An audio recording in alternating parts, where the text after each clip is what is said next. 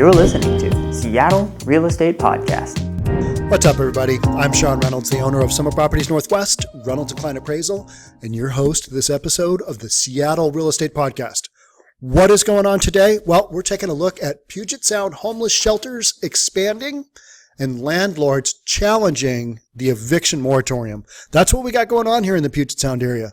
So as COVID continues, and we've got maybe COVID 2.0 going on, possibly another shutdown here in the state of Washington. I don't know how things are from wherever you guys are watching this, but the numbers here in Washington aren't good, and the numbers aren't good in a lot of the rest of the country, depending on where you are. But this is flu season, right? That's what we got. We're heading into flu season. We're in flu season. So new cases skyrocketing. People dying? Not so much, just not so much. But I think we're still going to have some kind of shutdown here in the state of Washington. Let's get into today's topic, see what this looks like, see what we can figure out. Or not, we'll just talk about it. This is a Q13 Fox article. And one of the things that I struggle with is the whole moratorium. It basically just protects one segment of the population and doesn't consider landlords at all, who are the clientele I usually work with on the real estate side. So I understand we've got the humanity side of we don't want to see people kicked out on the streets, but there's a lot of people taking advantage of these moratoriums as well. And the people that are getting hurt are the landlords. So there's this back and forth. If the government's going to take sides with one group of people, you need to have an equal solution to the other group of people as well. And that's the whole dichotomy here that I have a tough time with, and a lot of my friends do as well. And people that I work with, business acquaintances. Got a cord over here that I should have taken care of before the podcast. It's annoying me. Sorry about that. But so many of the people I work with are on the ownership end. And so it's a struggle for me to know where that fine line is of being compassionate for your fellow human being, and then also being realistic. Hey, this is a business. Real estate's a business, and you got to make money. If you don't make money, you go under. That's the bottom line. So those are some of the things that I continually struggle with and think about. And I thought this article from Fox, I mean, who would have thought Fox? Q13 Fox here, a local news media outlet. More than 200 shelter beds are ready to bring people out of the cold and into the safety in the city of Seattle. Salvation Army will run the new shelter unveiled in SoDo on Friday. SoDo is the area south of kind of where our big sports stadiums are, south downtown Seattle. The city of Seattle and King County collaborated to set up the enhanced shelter when officials said it is designed to move people from the street onto more permanent housing quickly. Yet the sheer number of people experiencing homelessness are only expected to grow. An eviction moratorium has already been extended, but when it lifts, many renters worry that they will have to go without the protection. They're afraid they're going to get booted out to the streets. And that's a talk that I have fairly often, is that as these moratoriums get lifted, and I think our eviction moratorium on the rental, that goes through December 31st.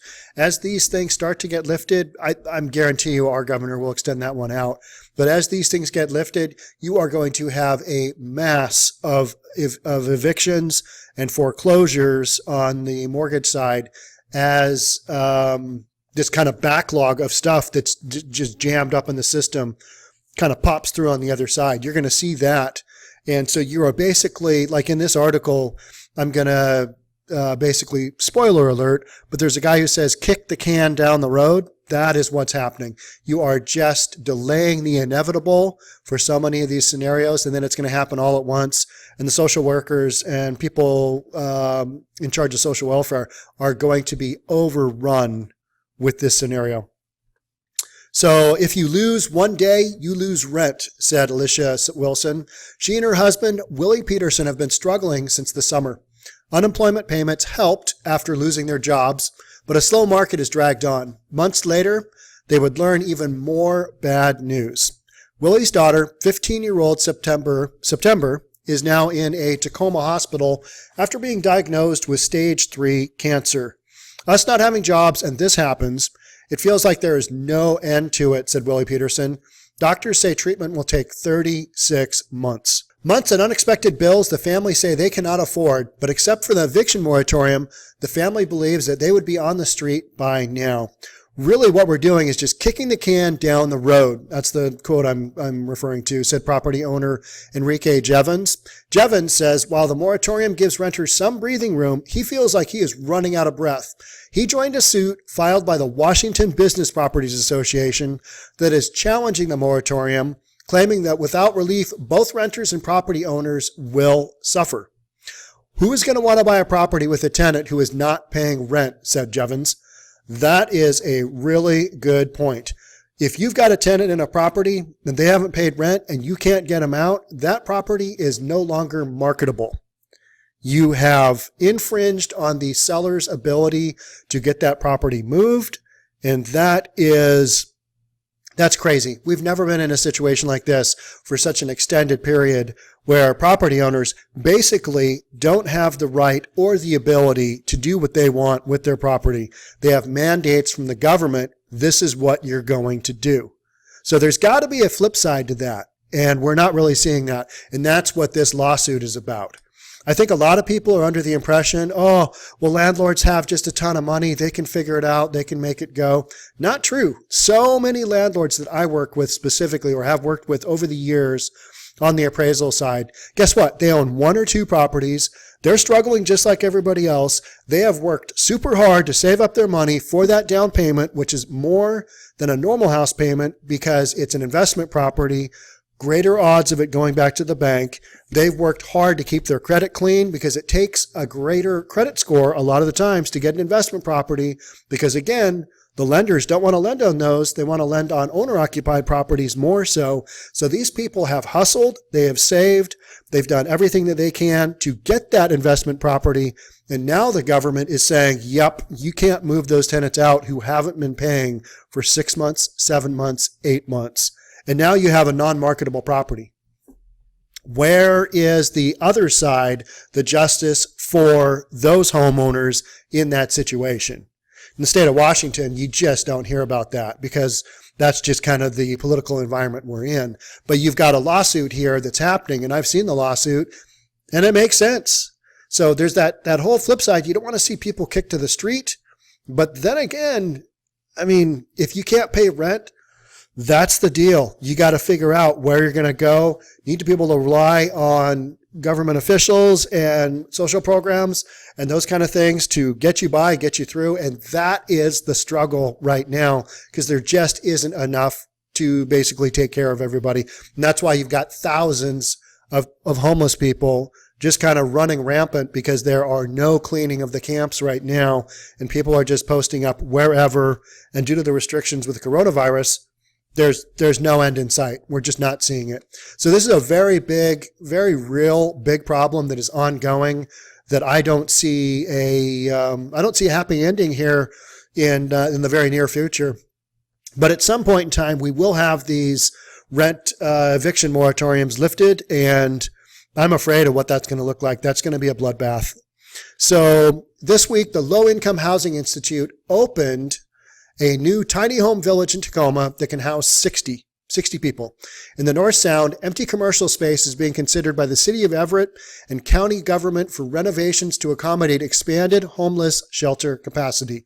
Talking to my dad about this morning, about when the eviction moratoriums are over and homelessness and using existing, maybe even shopping malls that are in suburban centers, converting those to different uses. And one of the ideas we kicked out was homeless shelter. But who wants to have a major homeless shelter right in the middle of their residential neighborhood where a shopping mall once used to be? Nobody.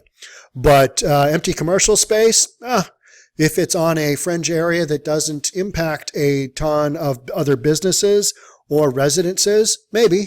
But otherwise, nobody wants to have homelessness right in their backyard because it just brings with it an element that everybody's aware of.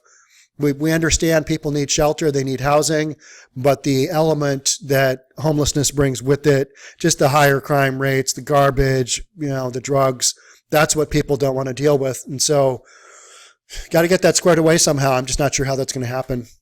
Officials at Soto's shelter unveiling agree the homeless population would only rise soon. So we all know this is happening. It's kind of like I did a podcast yesterday on one single park in Seattle had 30,000 pounds of garbage taken from it. City workers came in. That's their deal. They're not cleaning out the homeless from city parks, but they are cleaning them up, a one-time thing over the next, I think, is it 4 weeks? Something like that. Maybe it's 4 months. I can't remember. But, 30,000 pounds of garbage out of a single smaller in-city park. That is nuts. That is insane. And that's why you've got so many citizens in the city of Seattle going, where's our taxpayer money going for? Because we should be able to use these parks. These parks are really important for us to be able to take our kids out, take our pets out, but we don't feel safe because you got a bunch of nut jobs running around in the parks who are littering everywhere, taking drugs, and that's just what you got going on. We have every reason to believe that we'll have more as a result of these combined crises, and that's homelessness. You're just gonna have more of that as time moves on here. Willie's focus has turned to his daughter's cancer and have asked for donations to pay for expenses. He also worries his family may be on the street before long.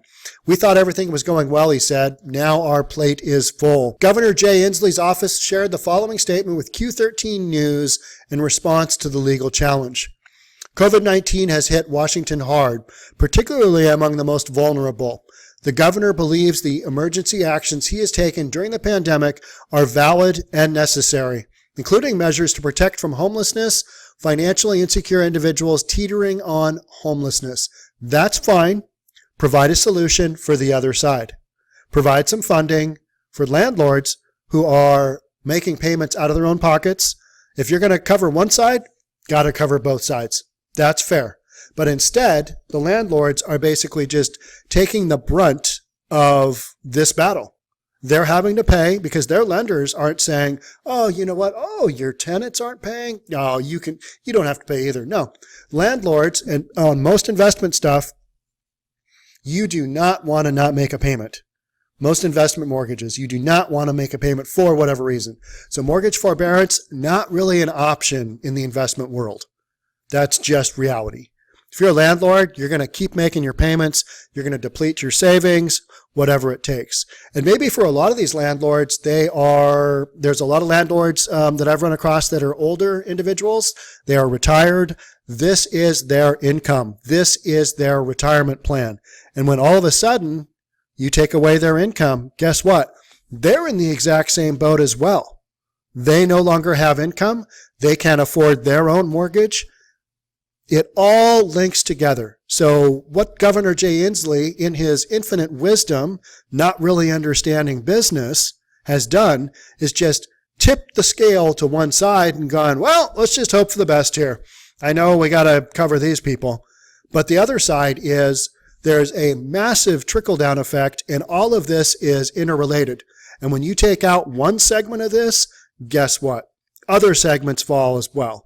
Now, the argument can be made, hey, Sean, the landlords, they just have more money. They've had a big rise in property values. They've got access to more capital. They're better off financially than all these tenants. You can make an argument for that, but that still doesn't mean that the government should be able to come in and just say, oh, yep, nope, you don't have to make your payments. If you feel like you can't do it, just go ahead, don't make your payments. And the landlords can't do a darn thing about it. It's just not an equitable situation. You're covering one very small segment that obviously is, like this article I just read, is probably the most exposed in society. But if you're going to do that, you got to make the whole situation whole. And that's a lot of the conversation I have, is that a lot of people are feeling like their situation is not whole. Whether they're better off or not is kind of irrelevant. And I know a lot of people aren't going to want to hear that, but whether they're better off or not is irrelevant. You can't just cover one segment of society and not cover the rest, or just kind of, all right, we're going to give this to these guys. Can't do that, but that's being done. And that's why you got a lawsuit going on. And the landlords are basically saying, enough. Hey, it's go time. You guys have basically made our properties not marketable. Because when you got a tenant in there, it's not paying, try putting that on a Form 17, which is a property disclosure statement. Yep, my tenants have been in there. They haven't made a payment since last March, and I can't do anything about it, but I would like you to buy this home. I want you to buy this home, and I want you to inherit this problem. How many buyers are going to go, oh man, sign me up? I want that problem. I would love to have a rental property with a big payment on it and not have any ability to make that payment through the rent. I would love that. Sign me up. I want two. Where do I get more than one of these? How do I make that happen? No buyers in their right minds ever said that. And investors run off cash flow, right? That's just what they do. They don't have any emotional attachment to these properties. I mean, sometimes you'll find guys who are like, I really like that one. That's my first rental.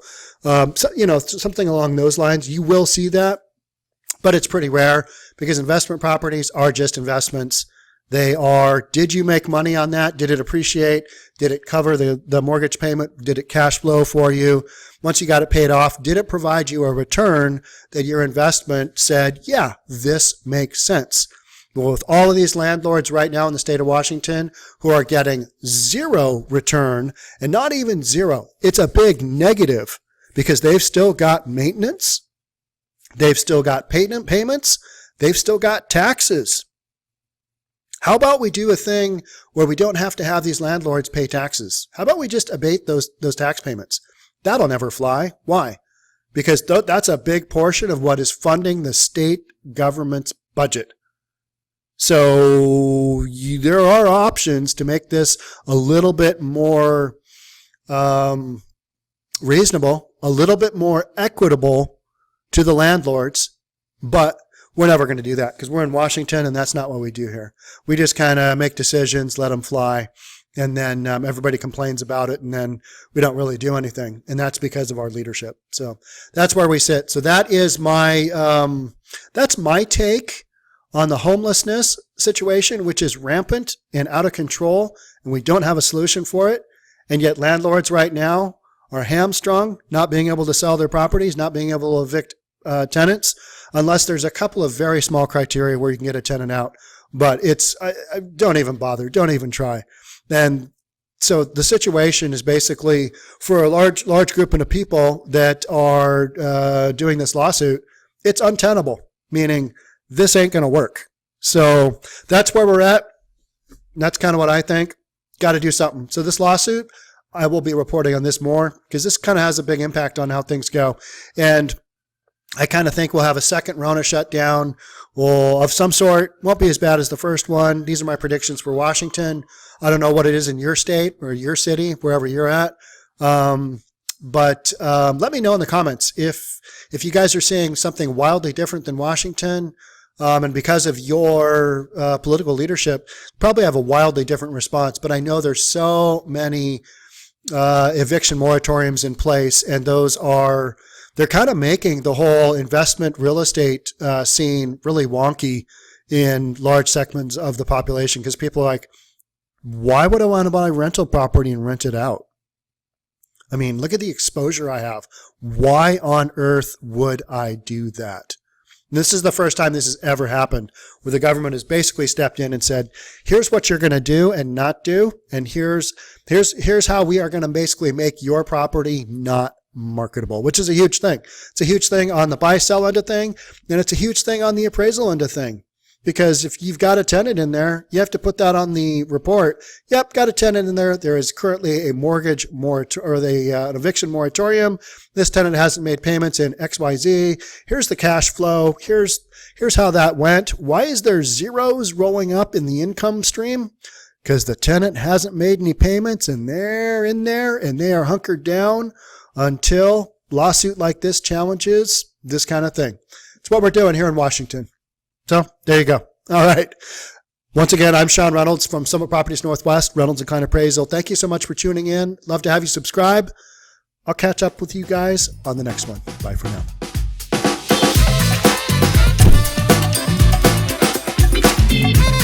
Don't forget to subscribe to our channel and hit the notification bell so you'll know when our next video is out.